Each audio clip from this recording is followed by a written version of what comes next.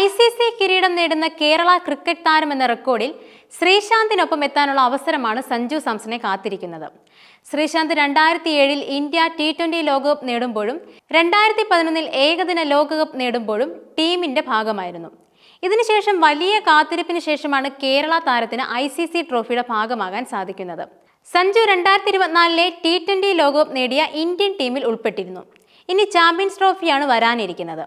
അടുത്ത വർഷം ഫെബ്രുവരിയിൽ ആരംഭിക്കുന്ന ചാമ്പ്യൻസ് ട്രോഫിയുടെ ഷെഡ്യൂൾ അടക്കം പുറത്തു വന്നു കഴിഞ്ഞു. ഇനി ഇന്ത്യൻ ടീമിൽ ആരൊക്കെയാണെന്നാണ് കണ്ടറിയേണ്ടത്.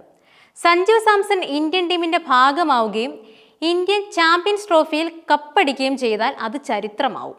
ശ്രീശാന്തിന് ശേഷം 2 ICC ട്രോഫി കേരള താരമായി മാറാൻ സഞ്ജുവിന് സാധിക്കും. ക്യാപ്റ്റനായി IPL കിരീടം നേടുന്ന ആദ്യ കേരള താരം. ഇത്തവണയും IPL-ൽ രാജസ്ഥാൻ റോയൽസിന്റെ നായകനായി സഞ്ജു സാംസൺ. വലിയ പൊളിച്ചെഴുത്തോടെയാണ് രാജസ്ഥാൻ പുതിയ സീസണിൽ ഇറങ്ങുന്നത്.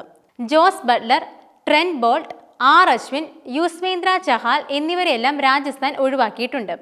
പകരം ജോഫ്ര ആർച്ചർ അടക്കം ചില സൂപ്പർ താരങ്ങളെ ടീമിലേക്ക് എത്തിച്ചിട്ടുമുണ്ട്. ഇത്തവണത്തെ IPL-ൽ രാജസ്ഥാനെ കപ്പിലേക്ക് എത്തിക്കാൻ സാധിച്ചാൽ IPL-ൽ ക്യാപ്റ്റനായി കിരീടം നേടുന്ന ആദ്യത്തെ കേരള താരമായി സഞ്ജുവിന് മാറാൻ സാധിക്കും.